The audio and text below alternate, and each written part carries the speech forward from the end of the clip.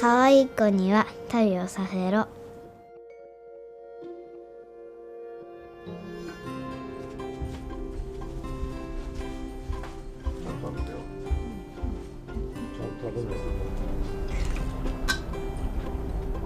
食べ終わったらごちそうさまして。普通に。ごちそうさま。なんでいつもこんなになってるの？見てください。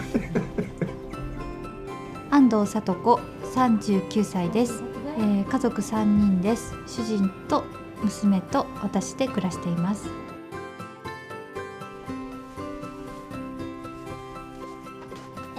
安藤大です。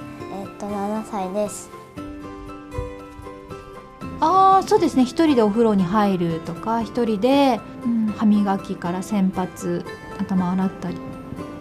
そうですね。大体のことはお留守番以外はほとんどできると思います。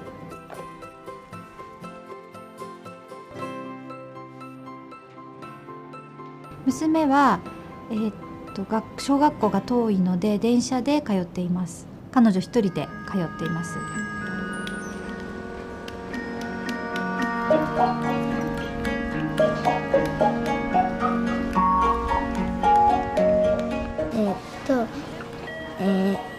一人で歩いて大塚の駅まで山手線で新宿まで行って、新宿から中央線に乗り換えて、中央線で国分寺まで行きます。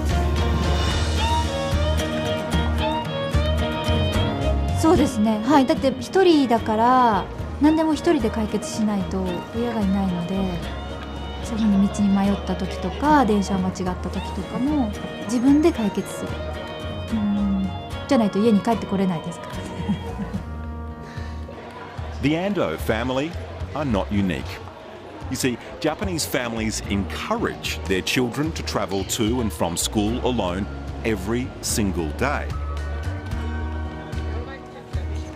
By Western standards, Japanese culture emphasises independence and self-reliance from an extraordinarily young age.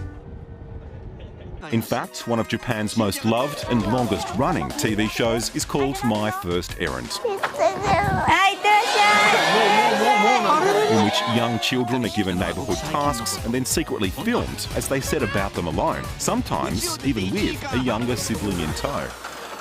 My First Errand is appealing because all Japanese people have had that experience of having their parents entrust them to do some simple job, where they leave the house on their own and they come back to the house on their own.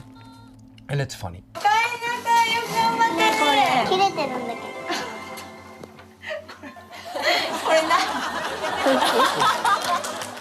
Jake Adelstein was the first Westerner to work a crime beat in Japan, giving him an insight into Japanese crime and justice no other Westerner has. He, like many foreigners, noticed something different about Japan. As I was walking to the station, I would see the kids coming from the station with their little backpacks on, walking towards the school, thinking, where are the adults? Like, who's making sure these kids cross the road and, get to school okay? Even my own daughter, when she was about 4 or 5, and she said, I'm going to walk there myself. And she left, and I put down the phone, chased after her. She ran all the way to school, and of course nothing happened to her. And I was like, maybe in Japan that's how it works. It's Monday morning on Sydney's affluent Lower North Shore, where the Fraser family are starting the day.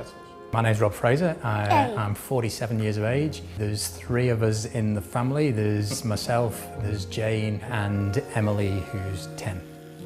There's an apple in your bag, Em. Please don't leave the apple in your bag all week. Am I turning lights off again?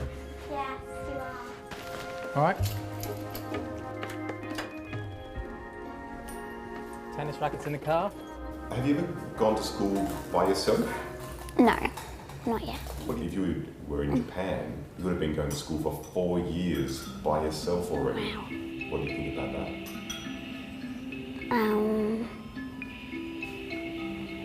It's cool. I had a conversation with her the other day about, what would she like to do? Would she like to get the bus to school, and would she like to go on her own?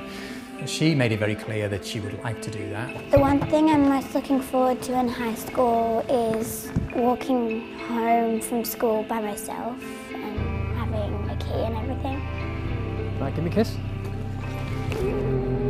And I'll see you later. In fact, studies show kids want to walk to school. It's their parents that won't or can't.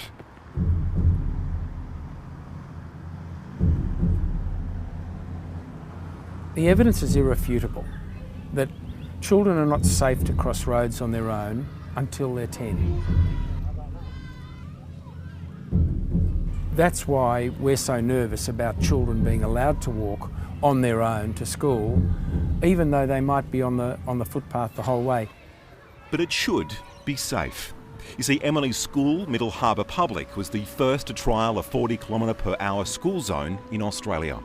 It's also a cultural reason if you look at the way Australians behave when they reach a school zone. I mean, a lot of people have one thing on their minds, and that's themselves. They don't care less about anyone else. Group socialization is huge in Japan. Having parents pick up and drop off their kids would be bad for Japan Incorporated. And that's one of the reasons you probably don't see it. It's also one of the other reasons that Japan and Japanese society is set up to make it safe for kids to commute to school, because if parents have to be responsible for that commute, they're going to have to reorganize the entire workforce and the way companies work. Japan, of course, has an exceptionally low crime rate. They have more than 5 times the population of Australia, but less than 4 times the homicides we have.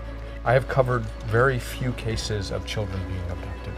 Maybe one child death in the 12 years I was a reporter. That's the only one that I can encounter.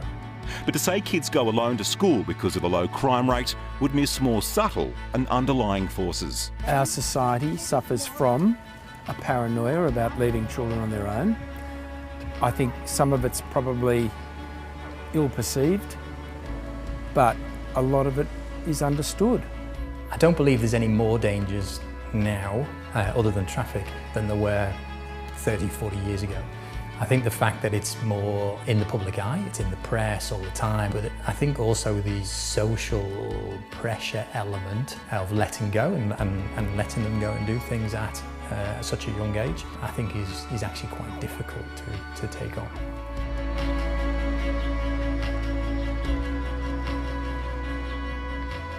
Kawaiko literally means cute kid, and tabisasero is put them on a trip. So the meaning is, if you love your kids or you want your kids to be smarter, send them to do something, send them on a trip.